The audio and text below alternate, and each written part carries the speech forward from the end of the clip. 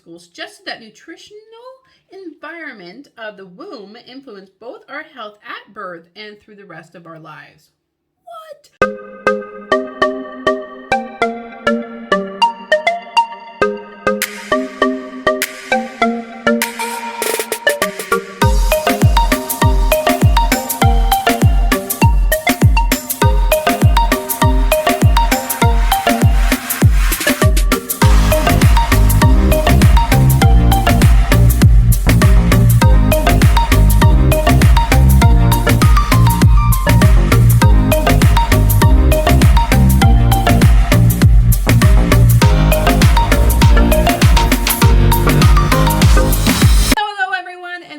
To our live video here in our app. If you're wondering what our app is, link is in the bio. Check it out. You're gonna love it. It's all about child nutrition. Okay, but this video is about nutrition in the womb. Now let's get right down to it. For those of you who don't know who I am, my name is Nicole Cheney and I have a degree in child nutrition. Now the first thing we're going to talk about is a little bit of research. Okay, it's a little bit of research, lots of facts. I'm going to try and make it as interesting as possible. Yeah, so let's just get going. So in the 1980s, a professor named David J. Barker, professor of clinical epidemiology of the University of Southampton Medical School, suggested that nutritional environment of the womb influence both our health at birth and through the rest of our lives. What? Okay, so basically what this means is that the nutrition that the mom is putting into the body doesn't just affect the infant inside her in the current time frame that's inside of her, but also for the child's rest of its life. Okay, so this study is actually pretty cool, actually. So in his study, Professor Barker showed that adults who suffered premature heart disease did so not because of their lifestyle habits like smoking, but as a result of being underweight at birth. What? Okay. So Barker found that infants that were carried to full term with weights between 8.5 and 9.5 have 45% lower risk of developing heart disease later in life than infants born at, around about 5.5 pounds. Additionally, they also had a lower risk of stroke and a lower risk of insulin resistance and slightly lower risk of high blood pressure later in life. Isn't that crazy? That is like super crazy. So what does it all mean? Basically, it shows that babies who were provided a poor nutritional environment in the womb, causing them to be a lower weight, underweight, had a greater chance of ill health later in life than those infants who were born at standard weight. Pretty crazy, right? What? Okay. So the body of the study suggested that the fetus, like in all human stages, adapted to the environmental surroundings, okay, for it to survive. So if the environmental surroundings provide poor nutrients, the fetus would then store more calories and just kind of like adapt to what was happening in there, okay? But these mechanisms are then permanently programmed into the structure and the physiology of this person, this infant. So then later on in life, it has a greater chance of having ill health because of these mechanisms that were placed in there at poor nutrition in the womb, which is crazy that he made the parallels to all that. That research project was very fascinating.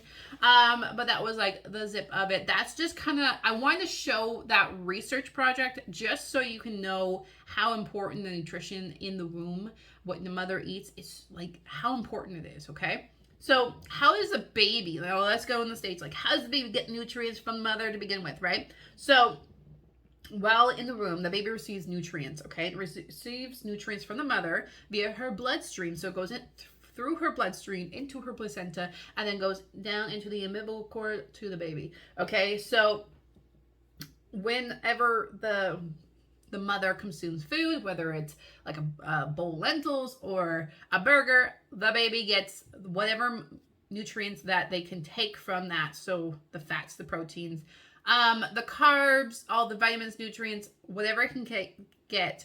and it goes through the umbilical cord. But so basically, if you're eating a well-balanced diet, yeah, baby's good. And with balanced diet, what that means is lots of fruits and vegetables, okay? You want carbs to be like half of your plate, and these are good healthy carbs. So your fruits and vegetables, you want to kind of like lean over to like your green vegetables, okay? They have the most nutrients density to them. So like they have your iron, your folic acid that you're gonna need, your iodine, all that stuff. So that's like your deep greens. So that's like spinach, kale, lettuces, okay, cauliflower, broccoli, that sort of thing, okay? And the reason why I say focus really on the fruits and vegetables rather than the meats, obviously, you're pregnant. You're gonna have cravings. Got it. Had my cravings when I was pregnant. Don't you worry about that. But you want to try and make at least 80% of your eating to be healthy whole foods, okay? And 20% of your cravings, okay? So here's an example. I crave chocolate cake and orange crush pop through both my pregnancies, okay? That was like my jam when I was pregnant. That's what I needed, okay? So my husband was away for both of my pregnancies, and what happened was every Friday, he would actually give me a call, and we would talk after, like we would talk in the evening, right? After he was done work. And then I would get a knock on my door. And during the talk, he was on his little computer, and he ordered me from a restaurant a piece of chocolate cake and orange pop. And it was like a small can of orange pop, and then it was a thing of chocolate cake. And that's all. That was just like how I dealt with my cravings, was that, okay? Everything else was vegetables and fruit and the occasional piece of meat, because I was vegetarian, because I was a vegan before I was pregnant due to severe IBS. I had severe food sensitivities, but I tried to brine my animal products during the pregnancy so they would get all the iron-rich meats and iodines and stuff like that from the meat, the animal products. But the reason why I say stay to fruits and vegetables is because there's a study, and it's crazy because every mom that I talk to, it is so true. There's been a study that whatever you eat during your pregnancy, it kind of lines up with how your child's going to eat in its, like, as it starts off eating and later on in life too, which is crazy. So I ate lots of fruits and vegetables. My children love fruits and vegetables, okay? And there was a study carried out when Monell Chemical Census Center in Philadelphia, Pennsylvania, U.S., that involved one group of moms to be consuming 300 milliliters of carrot juice for 4 days a week for 3 weeks during the last trimester of their pregnancy, okay? And then a second group that drank the same amount during their first 2 months of breastfeeding. And then the third group avoided all consumption of carrot juice during pregnancy and breastfeeding, okay? And the results, check out these results, okay?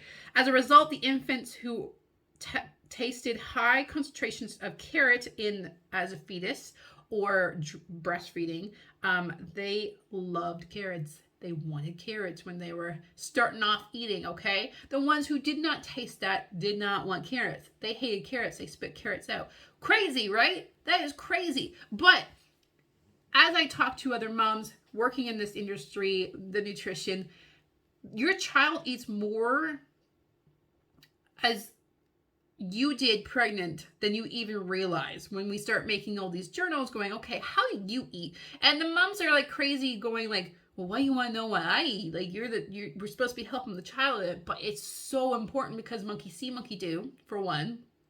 If they see you eating lots of fruits and vegetables, they're going to want to try the fruits and vegetables. But if they don't see you eating them, they're not going to want them. If you don't like something, they're not going to like something at that age, when they're really young, right? And if they've never even tasted it because you've never even tasted it, it's not happening. So once we actually break down what the mother eats and then what they're I even go deep down on what were your cravings when you were pregnant? How were you trying to eat while you were pregnant? And they're like, how does this matter? And the correlations that we come up with is mind-blowing. They're like, whoa, okay. And then we come up with a strategy with how to introduce these foods. into the child's lifestyle now. But it's like crazy how when I read this study, because during when I was getting my degree, when I read that study, it was nuts. I was like, oh my gosh, like, yeah, it's so true. And then now talking to other moms, it's incredibly true, and it's crazy. Okay, so now that we kind of know I should eat healthy, let's kind of break down the food that you should eat during a pregnancy, so you can kind of get all the nutrients that the fetus will need. Okay, so folic acid rich foods. Okay, so that's again like what I said. It's spinach, and it's the dark leafy greens. So spinach, cauliflower, and broccoli. You want kale, romaine lettuce. If it's green, eat it. Okay, if it's green, yeah, eat it. And the folic acid is extremely important for infants. It helps with birth defects of the brain, the spinal cord, the spine, all that. It's super, super important. Iron-rich foods, that's again your dark leafy green ones, okay? So that's your kale, spinach, your broccoli, your cauliflower, even peas are great for your iron, okay? And then of course the meat products, which are, your poultry, your beef, your fish, all that. Liver though, okay? That was the meat product that I tried to incorporate the most when I was pregnant. I hate it. I didn't sit well in my stomach half the time because of my food sensitivities, but it was rich in iron, and I tried eating it as much as I could, as much as my body would let me. Another one is food rich in iodine. Okay, iodine is super important for the baby's cognitive abilities. Okay, there's actually been some studies for iodine. Okay, if you didn't know, have shown that children born to mothers who suffer from iodine deficiency have lower IQs and decrease motor skills as well. So, like food that is rich in iodine is kelp in seafood, cow's milk in eggs. Okay, so I tried to incorporate eggs back into my. I still have an egg sensitivity, but it was really bad back then. But I did try and incorporate some eggs into my lifestyle while I was pregnant, just so the iodine, they could have some iodine. Okay, another food, you want foods rich in polyunsaturated fatty acids.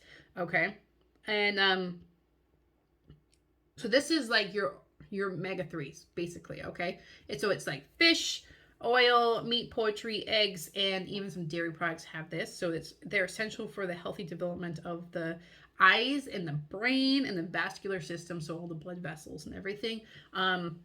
So that's super important as well. So that's just a little bit of a breakdown of what you can eat while you are pregnant, okay? And basically, that's the video. That's all I got for you. I hope you guys tune in for next Wednesday when we're going to be dropping 0 to 6 months, okay? So you can figure out kind of like the nutrition that your child needs at that stage of their developmental life, okay? But I hope you guys have a fantastic day, and I will see you guys next week. Bye, guys!